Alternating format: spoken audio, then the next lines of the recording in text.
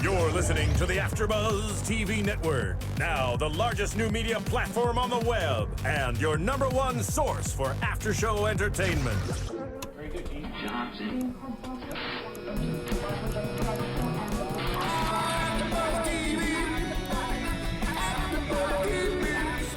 The AfterBuzz Studios in Los Angeles, California. Presented by Maria Menounos and Bing.com and streaming live thanks to Akamai Technologies. This is AfterBuzz TV's Extreme Weight Loss After Show. We'll break down tonight's episode and get you all the latest news and gossip. And now, another post-game wrap-up show for your favorite TV show. It's AfterBuzz TV's Extreme Weight Loss After Show. Cue music. Hit it, DJ. It's playing. Oh, I can't even hear it.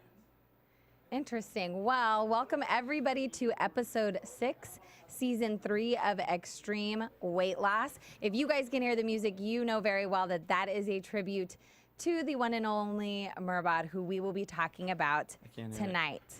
But before we get into this, I want to say it's a very exciting night. As you guys know, my name is Lauren Mendoza. If you're joining me for the first time, I'm your host of Extreme Weight Loss. And joining me today is the very hot, studly Martin Baez. Hello. I don't know why the music isn't playing, but it's really bumming me out. That's okay. It's YouTube took a poop or something. That's okay. It was Hey DJ. You guys can listen to it in We'll Murbot's jam it honor. at the end. We'll jam it at the end. But as I was saying, Martin, this is a really exciting day because we are going to jump into this episode, and then in a little bit, we are going to be getting a phone call from Jamazeballs herself. Jamazing. Jami from last episode. So we're going to catch up with her, see how she's doing, and get her thoughts on last night's episode as well. Perfect. So let's get right to it. As I mentioned, we meet Murbot, who is 32, Tustin, California, and he is a DJ. Awesome. He comes in. Obviously, he is overweight, as everybody is on the show, but we learn a lot about his story right off the bat, and the first thing we learn about him is about him and his girlfriend, Mona, who is super sweet and super skinny, by the way. She is She's very skinny. She's very pretty, too. She's gorgeous. Yeah, oh, she's so gorgeous. And on top of that, she's an absolute exceptional woman, as Murbot knows. She talks about how when she met Murbot, he was at about 500 pounds, and she says she simply really didn't notice. And to me, and I think to most people, that would be hard to believe. I think that it would be hard to not notice, but I think that just shows you what kind of a great person that she was able to really overlook that. And he's such an amazing guy, as we see in this episode. And thank God for, women like her that can kind of see that in him without being judgmental, And so right away, you'd see that they have this amazing relationship. He talks about being born in Iran during the revolution when food was scarce. And that kind of is what had him growing up with the idea that when there's food, you need to eat it whether you're hungry or not. And that just kind of built his addiction, which I can understand. And I know I have friends from very large families that would always say, if there's food on the table, you need to grab it, because if you don't, you're not getting any. And so hearing him talk about that kind of reminded me of some of my friends. And I understand that. I think a lot of us grew up even, with that idea. You also learned not to waste food. So you ate it. You ate what was on your plate. You finished that. And I think that's all part of eating when you don't want to. So I kind of resonated a lot with what he was saying. So then we see Chris Powell, and he always comes in these very interesting ways. Last time it was a leotard. Kind of couldn't believe that. This time he freestyled a little bit.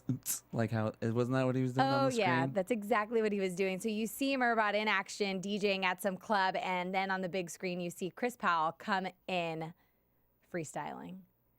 And as much as I love Chris Powell, it's one of those entrances that, again, I just don't know about.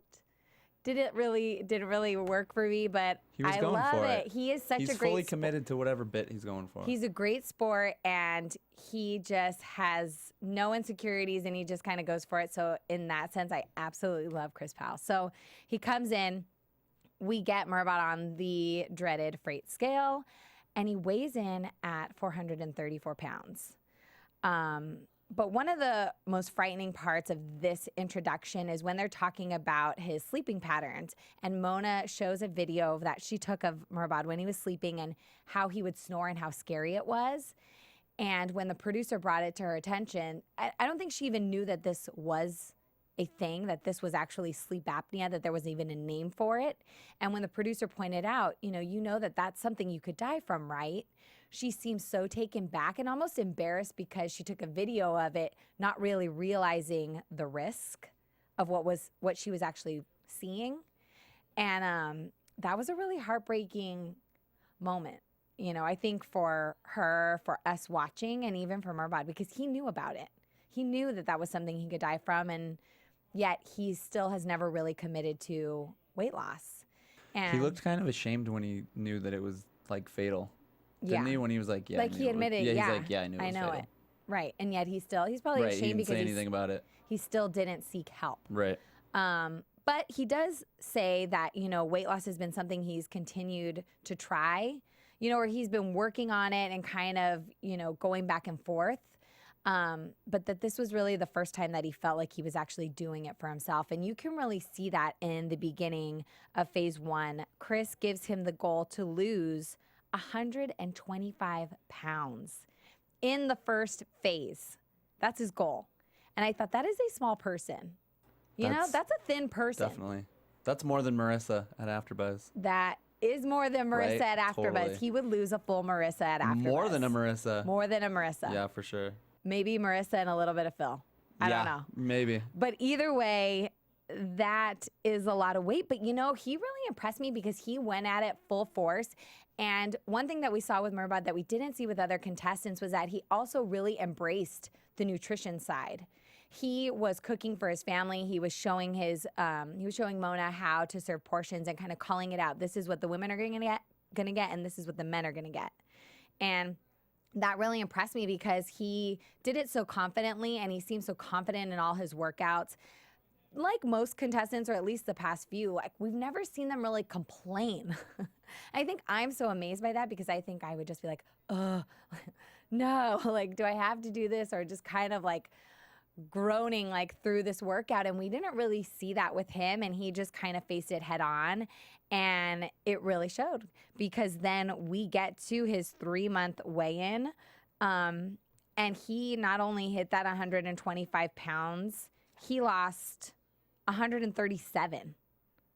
Yeah, that's what he lost. That's insane. I mean, that's just, I know what it was. He was supposed to lose 125, but if he were to aim for 135, he would beat the record of most percentage lost in the first phase. And he said, I'm going to go for that 135. So he actually beat that goal by 2 pounds.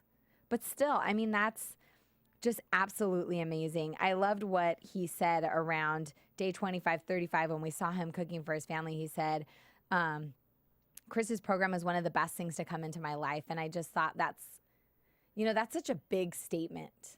I think for anybody, for me, like to say that about an exercise program, it just seems like that's how bad he needed it, and it's just amazing. I felt so happy for him that he was doing this.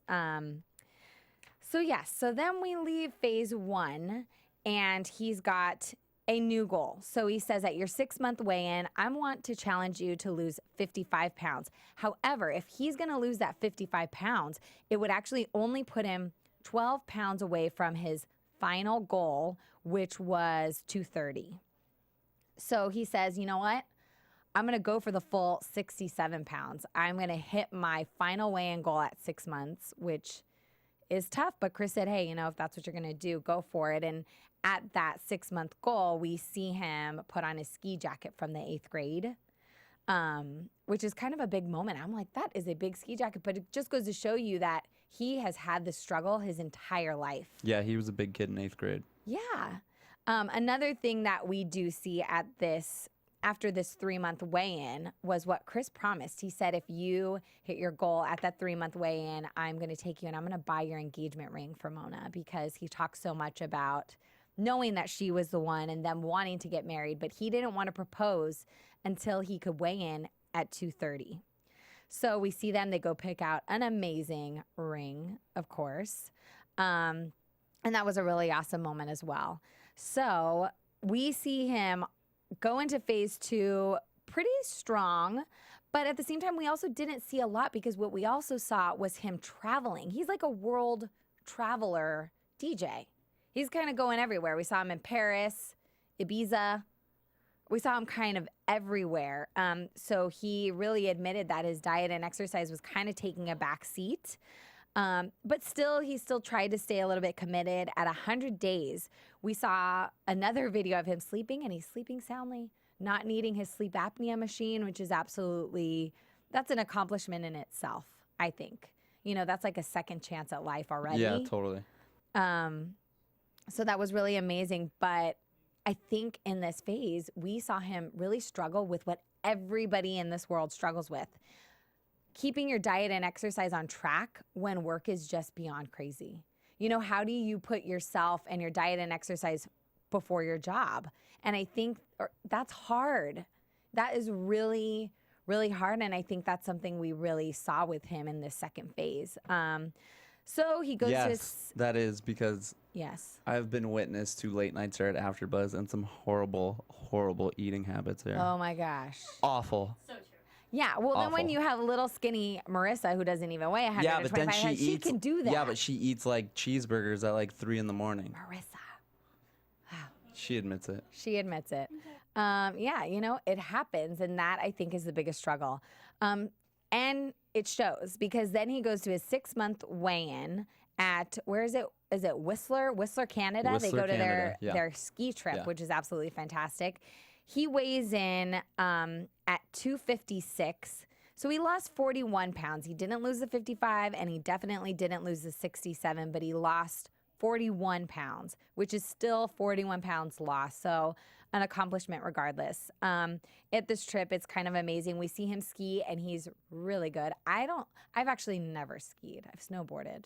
Never skied, and it looks difficult. And so he really impressed me with that, having not skied in years. Yeah, he was kicking ass. Muscle memory. It's like riding a bike, apparently. Exactly. So Chris brings out Peekaboo Street, an Olympic gold medalist, to kind of show him the ropes, kind of help guide him since he's picking this back up again. And she challenges Chris and Murbot to actually race each other, which is fantastic. And Murbot kind of blows Chris away. And I don't think Chris let him win. I think, I'm telling you, I think Murbot genuinely, I think he genuinely won that race. Maybe. Yes, I definitely believe that.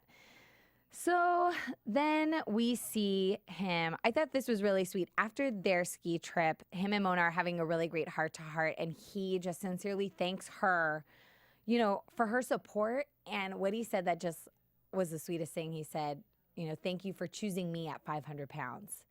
And she just sat there and smiled at him. And I thought that was really cute. And I thought, yeah, like, I know watching this, and I was watching it alongside my mom, and my mom even said, she said, you know, there's not a lot of women in the world that would be accepting of that, or that, you know, would go after a guy that's at 500 pounds. And that is heartbreaking because he's such an amazing person, and you need to look past it.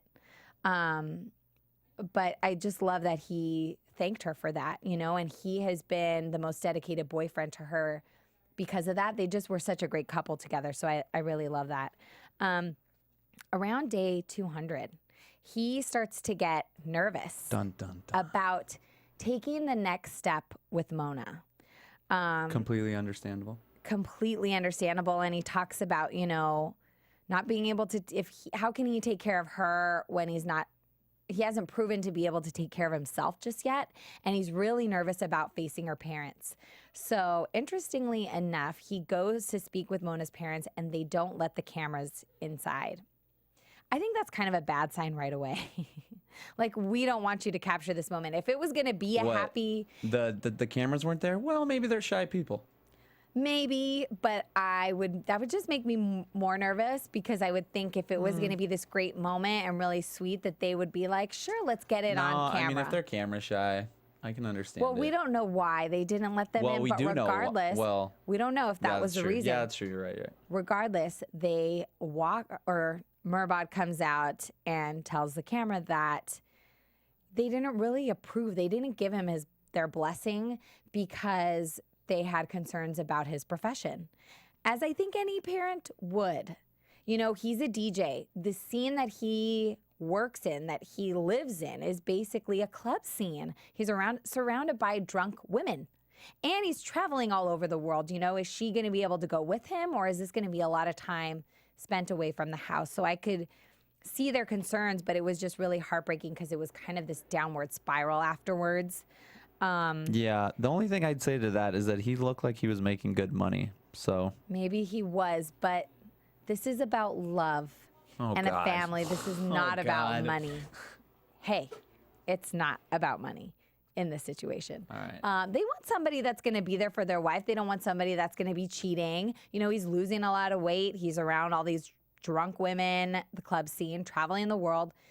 It's hard. It would be hard to have a relationship with that. If they wanted to have kids, would he be a very present father? You know, I mean, it's That's a true. natural concern. And girls do love DJs. Girls love their DJs. Yes, they do.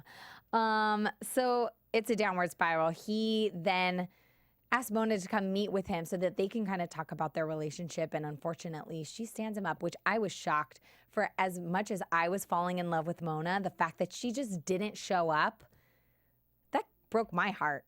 I mean, I know he was sitting there just completely heartbroken, but that made me really sad. So we find out that they've decided to separate and take their time apart, and it really just hits Murbot horribly.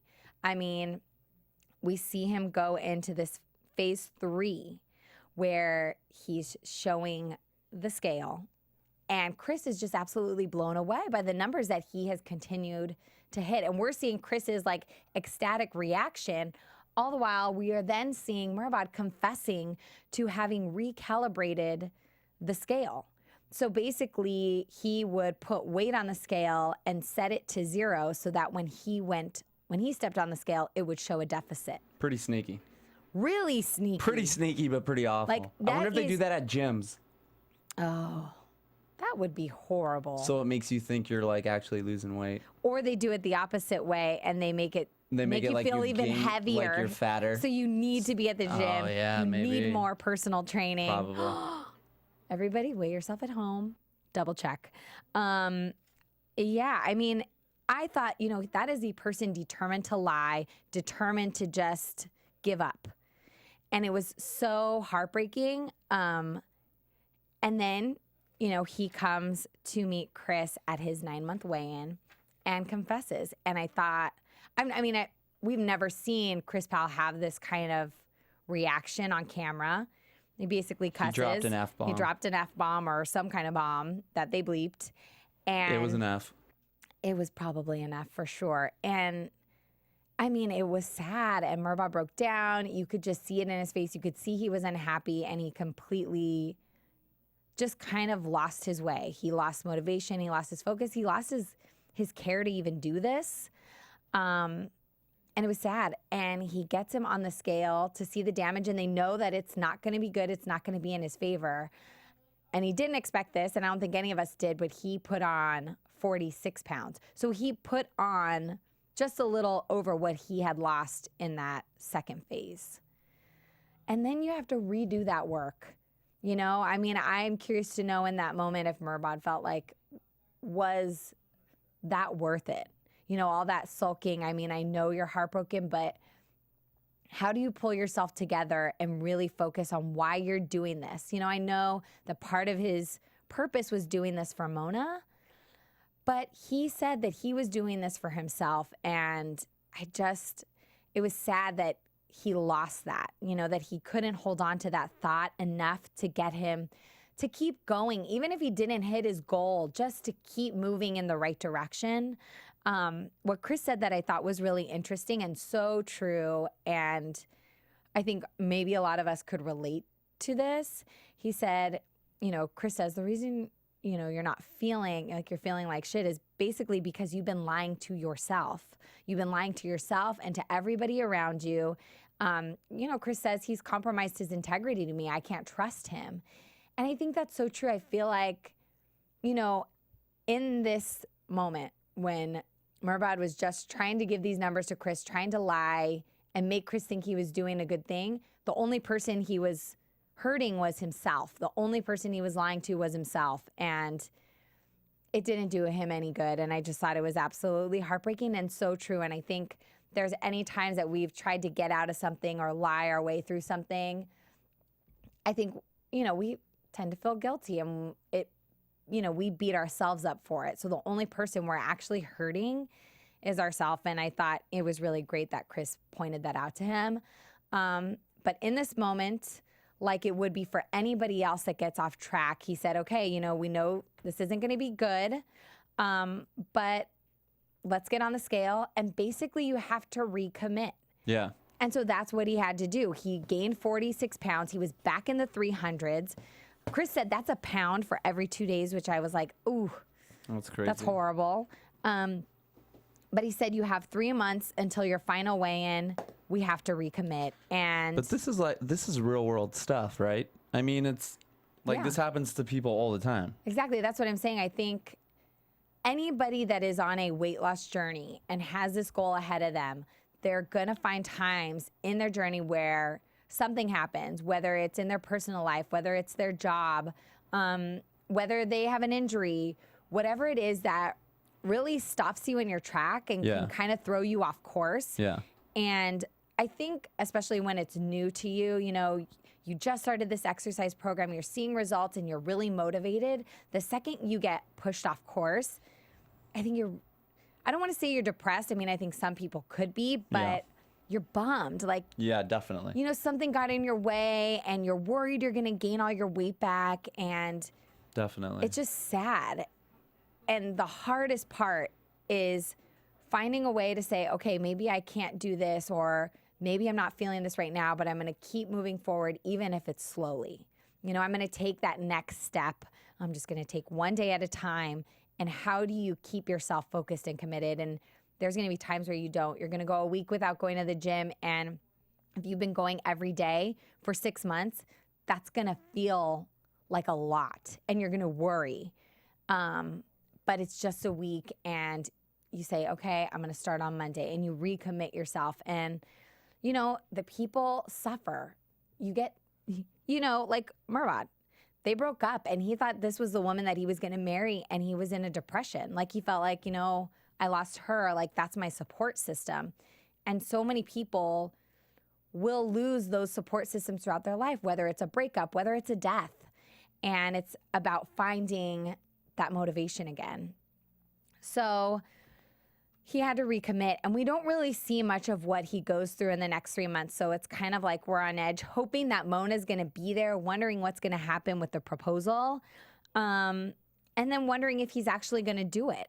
So we get to the final weigh-in. He weighs in, he steps out, and he looked younger, which just blew me away. 10 years younger at least. He looked amazing, totally younger. He gets on, he looks amazing, and he weighs in at 2:30 on the dot, which I'm continuing to question extreme weight loss on how these are really on the dot. Maybe Jami can answer this when we get her on. But 2:30, he lost 72 pounds in phase 4. That's amazing. I thought that was fantastic. He says there wasn't the proposal that we were all waiting for, but Mona was definitely there smiling, and he said they're working on their relationship, and he's working on his relationship with her parents. So we have Jami on hold, but before we bring her on, I want to take one moment to thank all of you guys who are subscribing on iTunes, who are downloading on iTunes, and also to those of you who are on YouTube and who are commenting. A few of you have left some really, your own personal stories, which I love hearing. I think a lot of us can relate to this show in one way or another. So please continue to do that. Please continue to subscribe on iTunes and download that. Keeps us here doing what we love to do. And while you're on iTunes, make sure to check out The Adventures of Serial Buddies, a film brought to you by the AfterBuzz TV creators, Maria Menounos and Kevin Undergaro. And you can get it on iTunes. You could download it, or you could go to serialbuddies.com and get it there. And it's a hysterical film. And go ahead and do that because we want to hear what you think about it. And now let's bring on the Jamaze Balls herself, Jami. Is she there? I'm here. Hi, Jami's Balls. Hi, Jami's Balls. How are you? Oh, I am spectacular. Thank you so much for having me on. And before we even go any further, thank you so much for your fantastic AfterBuzz of my episode. It just made me smile the entire time.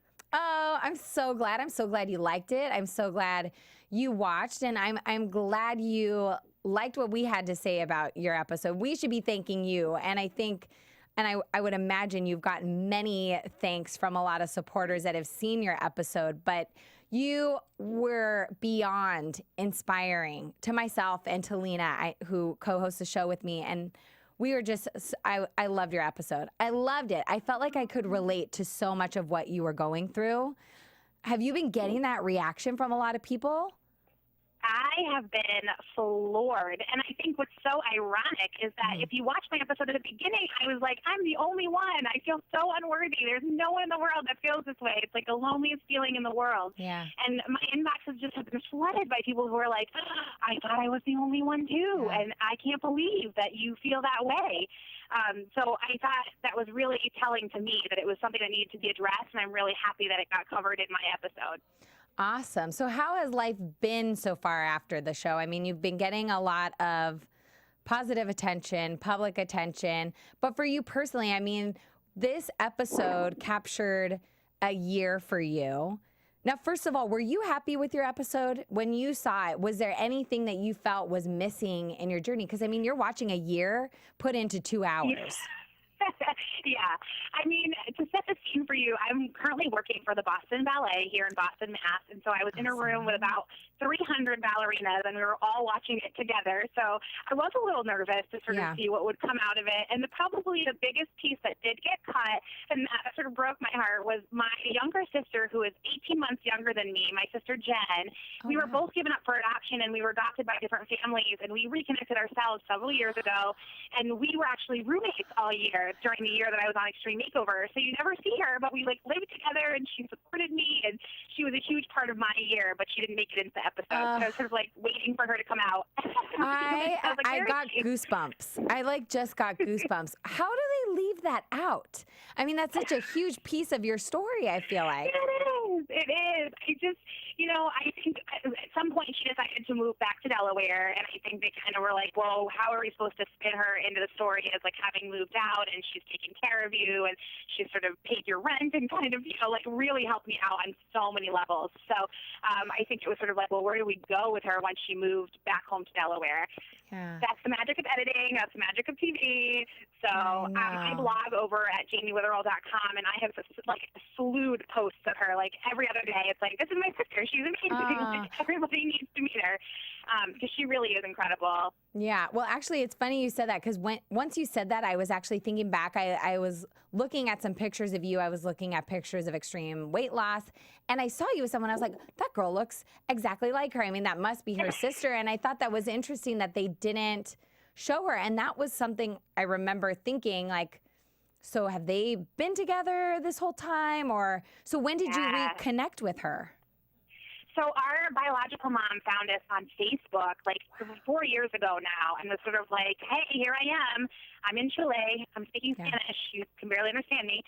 And your sister is in Pennsylvania. And I was sort of oh my gosh, okay. So I emailed her, and we sort of corresponding, and I can't explain it probably any better than it felt. It was finding the other half of my heart. When we met, it was just there you are. Hey, somebody who looks just like me and has gone through very similar experiences, and it was just really validating to find each other.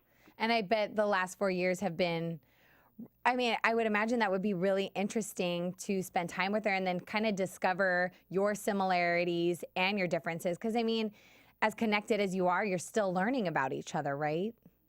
Yes, and we're totally different. I was adopted by, two moms, and she was adopted by a mom and a dad, and grew up as an only child in New Jersey, and I grew up as an only child in Massachusetts. So we've had differences in our lives, but it's sort of eerie sometimes, how similar we are. Our hearts are in education. We've both worked sort of with children our entire lives. So, there's some things that are genetic, and there's some things that are sort of just, the nurture of our growth together. That's so amazing. So speaking of your family, in your episode, You know, we saw that you were working on your relationship with your adopted mother. We obviously saw you come face to face with your birth mom. So where do those relationships stand right now? And we also saw you meet your little sister, which was so cute. I know. Oh, she's Isn't so she adorable. the cutest thing ever? Yes. Oh my gosh, I adored her so much. You know, I got to stay in Chile for almost 2 weeks after we wrapped filming, and I stayed at a hostel and got to visit with her every single day, which was amazing. And I got to see, you know, parts of Chile that the camera didn't discover, and certainly parts of her life. She's a full-time student as well as working full-time, so she took me to her university and her work, and we email just about every day, if not every other day. She's just an incredible woman, and she was really cute at the end of my finale. We sort of were bringing her to the airport to go back to Chile, and she took my hands in her hands, and she was like, you know, I love you, and I'm so proud of you, obviously in Spanish. And I was like, thank you. And she was like, but you're too skinny. You need to eat now. Oh my gosh. That's Thank amazing. you, Mom. So she's like, you have such a mom, you know, part of my life now. And I was like, I will start eating. And then my adopted mom and I are closer than we've been, probably certainly throughout the entire year. And I think watching the episode for her was really helpful and cathartic to see sort of what I've been up to all year. Yeah. Yeah, that was my next question. I'm curious to know, you know, in the episode, it was such a deep episode, and we saw you touch on the thought of suicide, you know, the thought of being so down on yourself that you felt like you didn't have any reason to live. And, you know, Chris brought that up in the finale in front of everybody that was standing there, including your adopted mom and your birth mom. I mean, how did they react not only to that, but the episode in itself? I mean, I would imagine if that was something they didn't know, that would hit them really hard. Yeah, I think it definitely, my biological mom and I had talked about it in Chile, and she had suffered from depression herself. My sister had suffered from depression herself. So we know that it kind of runs in the family to sort of hit those really low lows. So she wasn't surprised that I sort of was struggling with it myself. I think, you know, one of the sort of qualities of my adoptive mom is she always wants everybody to think that everything is perfect all the time, which is how a lot of parents are, you know, like they want to sort of show the world that everything is perfect and you don't have bad feelings and everything's fantastic. So I think to sort of air out my hard feelings was really difficult for her to hear. And she sort of acknowledges that maybe that's a weakness in our relationship. Yeah. That's amazing. I mean, I would imagine it would have been tough to watch, but I think it all, you know, comes together and it's all for the best. It sounded like it actually creates positive change, you know, bringing light to this. Absolutely. Yep. Well, I wanted to ask you, getting closer into Merbod's episode, which we absolutely loved. When we were tweeting to get together, to get you on the show, you said that Murbot and Mona are your biggest couple crush, right? Oh my gosh, I'm in love with them. Are you allowed to have couple crushes? Like, definitely. Can you say that you just like want to be best friends with both of them? Like, yes, I absolutely love them, and they are two of the most genuine people you will ever meet. You know, like I watched them on TV, and I was like, that is exactly who you talk to, who you meet. And Mona has just the absolute biggest heart in the world. And I agree. You know, I think the same thing about Mehrbod. He is really truthful and authentic and genuine, and I think in qualities and people that you want to be friends with, I was immediately drawn to both of them. So I'm curious though, because I feel like when I look at Twitter, I see, you know, a lot of well, I shouldn't even say contestants because this isn't a contest, but I see a lot of, you know, participants or extreme weight loss. I don't even know what you would say. I mean, you guys are like celebrities now. So I see you guys tweeting at each other. Have you guys met? I mean, does extreme weight loss ever bring people together? Or, I mean, it's one of the things about the show that makes me so sad because our friendships are one of the things that changed for us this year. You know, like we get an immediate support system from Chris and Heidi, but we also get to support each other. And we're at different times throughout the year. We're at the boot camp house in Arizona. We definitely do sort of the beginning week all together. So we're sort of living in each other's space, roommates with each other. I was Meredith's roommate during the week that we were in California. Trina, who's coming up next week, and I got really, really close. The Corneliers from 2 weeks ago are absolutely my loves of my life. I think they're both wonderful people. So, we get to know each other, and we call each other out on things. And, you know, I think before Mehrbod was even ready to discuss his scale tampering issues with the crew, he sort of opened up to all of us. So I think it becomes one of those things that we lean on each other when we needed each other throughout the year. Yeah. So you are, so that happens at the beginning. So you're actually seeing this transformation of everybody while you're going through it yourself. So you definitely have each other to lean on, like you said, right? I mean, that's amazing to me. Oh, I love it's a huge, that. I mean, I think it's one of those things that people take for granted, that it's like, you know, oh, they have a support system with Chris and Heidi, and we do, but it's, you know, it takes a village. It really is a community of people, whether it be at your gym or, you know, with a nutritionist, whoever sort of on your team of people. And I count the Extreme Weight Loss cast as, you know, as people that are on my team. Yeah. A couple of questions about Murbot's episode.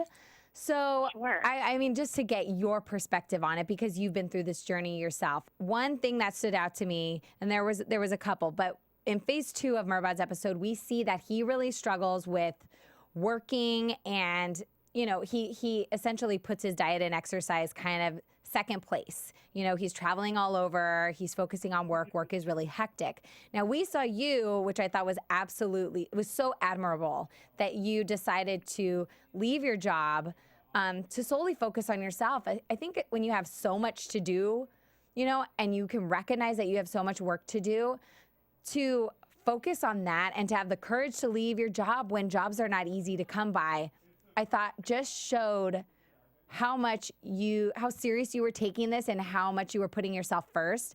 I think that's also why when I was learning about, you know, your thoughts of suicide, it was surprising, you know, to me. I wasn't expecting that, but I also think with anybody that's considering suicide, I don't think we know it. You know, I think it's kind of something it's not on someone's face, you know? Yeah, and I think for me, I'm one of those people, and I hope it came through in my episode, I'm a people pleaser. I want to make everybody happy. And so sort of showing those sides of me that are so sad and so broken to anybody, I felt like it wouldn't make you happy. And so I wasn't interested in sharing them with other people. And I think that's what makes suicide so scary, is that we can put on a really good performance for you during the day, and then we sort of carry those feelings around with us. Yeah. So I really needed to step away from work and focus on me. I wasn't in a position to continue working. And I applaud people like Murbot who continue to work and continue to sort of try to find balance in their life. Yeah, but I think that's what's so interesting is what we saw with him is it was such a struggle. And I think that is so common. You know, so now you said you're working for the Boston Ballet. How are you balancing that? You know, do you see what Murbot is going through and are kind of finding some of the same struggles with your life now? I think I'm in such a strong place with what I know to be true for me, and I'm surrounded by people both in my residence and in my staff here at Boston that are sort of like, they know what my priorities are. They see it in me, and I have students I've worked with over the past 10 years, because I've been here for 10 years every summer, who are like, you are finally taking care of yourself, and none of us are going to get in your way. So I have people that are really supporting my balance. I think that's a necessity if you're going to continue to work and try to balance all parts of your life, is to have a team of people that are on board with you. And so if I have to get up at 5 a.m. in the morning to get a 2-hour workout in, I'm going to do it. If I have to, you know, do a 5K in the evening after it's not 95 degrees and muggy, I will do that. So I'm definitely finding ways, but that's because I've made myself a priority. That is so admirable. Getting up at 5 a.m. to work out. That is not easy. That is not easy. No. That is definitely Jami's balls for sure. Another part in the episode that we see, you know, when he's kind of on this break with Mona and he's really down and, well, he starts to lie, which I was shocked. I kind of never expected to see that on the show where someone would go to that extent, you know? But I mean, now... how long has it been since your finale? I think it was in April, right? Or something. I finaled in April, yep. Okay. So, I mean, I don't know that you've necessarily been through anything that's, you know, going to put you in that place where you're down, but have you noticed any weeks where you've just been completely off course, you know? And how do you bring yourself back from that? Sure. I mean, I think life is ups and downs. I think one of the magical parts of this year is realizing that it's not all linear and everything's not roses and rainbows and sunshine the entire time, and being ready for those moments to come. So I have phenomenal home trainers and people at my gym who are really, I was like, you have free license. If I look like I'm falling apart, like, call me out on it. I don't want it to be months go by and everyone's like, well, we were worried about you, but we didn't say anything. And so I definitely struggled to find, balance. And for me, I actually lost a lot of weight after finale. And it sort of scared me because I wasn't trying to. I sort of got to a point where I was running 1,000,000 miles a minute and really not putting myself first. And so now I'm at a point where I'm healthier and trying to work out the right amount for me, and it's different for everybody. And that's what I had to accept, because I think when I finished the year, 150 cooks came out of the kitchen and were like, here's what you should do now. And this is the perfect plan for you. And I was kind of like, I don't know what to do. And so I kind of did nothing for a while. And that didn't work for me. So I finally was like, you know what? This has to be my plan at the end of my year that works for me. And what might be Jami's balls for me might be Amaze balls for somebody else, might look something completely different than what I'm doing. But you have to find what works for you. Yeah. And I think that's really interesting that you say that, because it reminds me of that beginning, phase of your episode when it was like you were supposed to be resting, but you were not. You were like running 5Ks or marathons or whatever it was that you were doing. That I was like, how is this possible? I mean, are you feeling like now you're coming more into a balance? Yeah, and I think I have to evaluate balance all the time. And balance from week to week might be different. There are some weeks where it's like, wow, I got every day that I wanted to get workouts in, and it felt great. And there might be other weeks where, my iron's low. I also suffer from low blood pressure. So, there might be weeks where that's going on. I'm just feeling tired, and I kind of have to respect and honor my body and my system and sort of rest it out and for the next week and be ready to go. And those things used to derail the old Jami and sort of be like, oh my gosh, I didn't get my half marathon in on Friday. Like, I'm ruined for the rest of the week. And I think that's one of the other big messages of our show, which is that you can have bad days, bad week. You can even have, a bad couple of months in the case of Murbot and the whole scale issue. But you can come back from that. You can sort of start over the next day and start fresh and not be sort of defined by these minute failures. Yeah, I think you're so right. And I love that the show addresses that. Because I know for me personally, I'm the kind of person that I like to be on a routine. And if I don't hit that routine, I feel like it just throws me off. I'm less motivated. And I think I beat myself up when I don't hit, if I wanted to go to the gym and then I didn't go to the gym. And I love your new attitude is being flexible. Like you said, your balance is going to shift from week to week. It's going to be different. And I think that at least I know for me, is one of the hardest things to accept and to keep going with, Yeah. Oh, yeah. And especially when you're a perfectionist, which I can just tell and speaking to you, like when you want everything to be perfect all the time.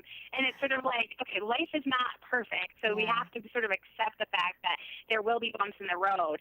And I think embracing the bumps as a success versus this, perpetual failure of, oh, I didn't make it today, or I said I was going to do a half an hour and I only got through 5 minutes of it. I mean, sort of like reward yourself for that 5 minutes. Like, that's amazing. You made it, and continue on the next day with your next, whatever you want to do the next day. Yeah. Well, you are pretty close to perfect in my eyes. You are definitely Jami's balls, and you're such an inspiration to us. So we know you're back to work. I also remember you mentioning wanting to go back to school on your episode. Any plans for that, or is that kind of on hold for now? Well, so right now I'm going back to school, but I'm actually going back to the classroom in the fall to teach. I have a master's in elementary education, so I'm going back to be a third grade teacher this fall. Amazing. So you're not only an inspiration in how you've kind of brought yourself through these tough times and been successful and have gotten your weight and your health on track, and you've put yourself first. Now you are a teacher, so you are serving others. So I just think you're the biggest inspiration. I could probably talk to you forever, and I will be tweeting you probably forever. So we will stay friends. Good. So I just want to thank you so much for coming on and for talking to us. I feel like I said, I feel like I could chat with you forever. So thank you for coming on. And thanks for doing what you do at AfterBuzz. We really appreciate it over at Extreme Weight Loss. Oh, yay. Good. Well, keep watching. So where can we see you on, or where can we find you on Twitter, Jami? I know that I tweet you, but for everybody that's listening, let us know where we can find you. So Twitter is at Jami, Jami, and then Extreme Weight Loss, EWL, Season 3. And then all of my friends, the new and old, can join me over at JamiWitherell.com. And that's a page that I started called We Matter. And there's so many people over there that are just working on mattering in this great big world. And we all do, and I think it's important to support each other. I love it. I love it. Thank you so much for coming on, and we will definitely stay in touch with you. And I know it's late over there, so It is, but I'm working. Oh, wow. Oh, my goodness. Okay, well, you have a great night, and we will stay in touch with you. Oh, thank you so much. Thanks, Jami. Bye. Bye. I didn't want to hang up with her. I know. I had to make you. Ever. I know. just absolutely love her. We could be best friends for sure. I feel like that really wraps up our episode. I mean, she said everything so perfectly. I couldn't say anything better. So thank you, everybody, for tuning in. Please leave your comments on iTunes, on YouTube. Let us know what you thought about the episode, what you thought about Jami, and you can tweet me at LO_VALLES. You can find me on Instagram at LOVALLES. And you will see me here next Tuesday. And From Martin? Bing.com, executive producers Maria Menounos, Kevin Undergaro, Phil Svitek, and the entire AfterBuzz TV staff, we would like to thank you for listening to the AfterBuzz TV network. To watch or listen to other after shows and post comments or questions, be sure to visit AfterBuzzTV.com. I'm Sir Richard Wentworth, and this has been a presentation of AfterBuzz TV. Buzz you later. The views expressed herein are those of the hosts only and do not necessarily reflect the views of AfterBuzz TV or its owners or principals.